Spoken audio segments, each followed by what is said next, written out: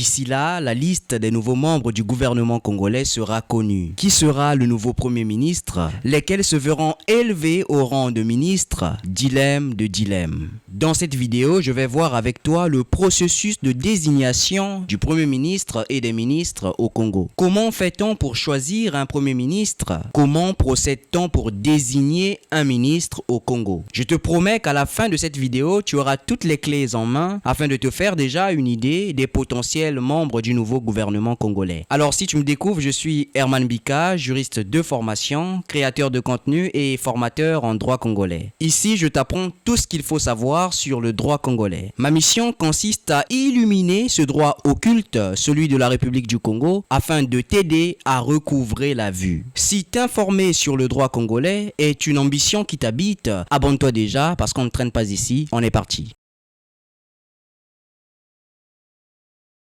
Le gouvernement. Ce mot fait parfois froid dans le dos. Mais que signifie-t-il vraiment? Le gouvernement est la cheville ouvrière de l'État. Il est l'organe étatique chargé de gouverner, de gérer, d'administrer un pays. Au Congo, il est composé d'un chef appelé Premier ministre et d'un cortège de membres qu'on appelle aussi ministre. Le Premier ministre ici est le chef du gouvernement et les ministres, les membres. À ce niveau, on peut se poser une question tout à fait intéressante, celle de savoir comment fait-on pour devenir ministre au Congo? Et surtout, comment fait-on pour devenir Premier ministre? À la lumière de cette étincelante problématique, la Constitution congolaise du 25 octobre 2015 a décidé héroïquement d'apporter des éléments de réponse. Dès l'abord, l'article 83 de la Constitution congolaise du 25 octobre 2015 tombe du ciel comme un couperet et souligne que le président de la République nomme le Premier ministre. Le Premier ministre est nommé par le président de la République, ce qui sous-entend que pour devenir Premier ministre au Congo, il faut être nommé par décret du président de la République. Alors une question tourbillonne dans notre esprit, celle de savoir si le Premier ministre chef du gouvernement est nommé par décret présidentiel ou tout bonnement par le président de la République, par qui sont nommés les autres membres du gouvernement, c'est-à-dire les ministres.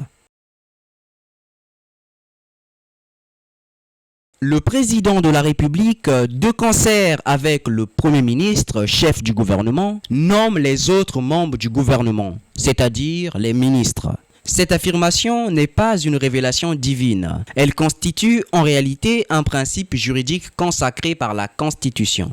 Car la lecture de l'alinéa 2e de l'article 83 de la Constitution en repère comme dans une file ce qui suit. Sur proposition du Premier ministre, le président de la République nomme les autres membres du gouvernement et met fin à leurs fonctions. J'ai un peu caricaturé, mais c'est ça l'idée. Le président de la République, de concert avec le Premier ministre, nomme les autres membres du gouvernement et met fin à leurs fonctions.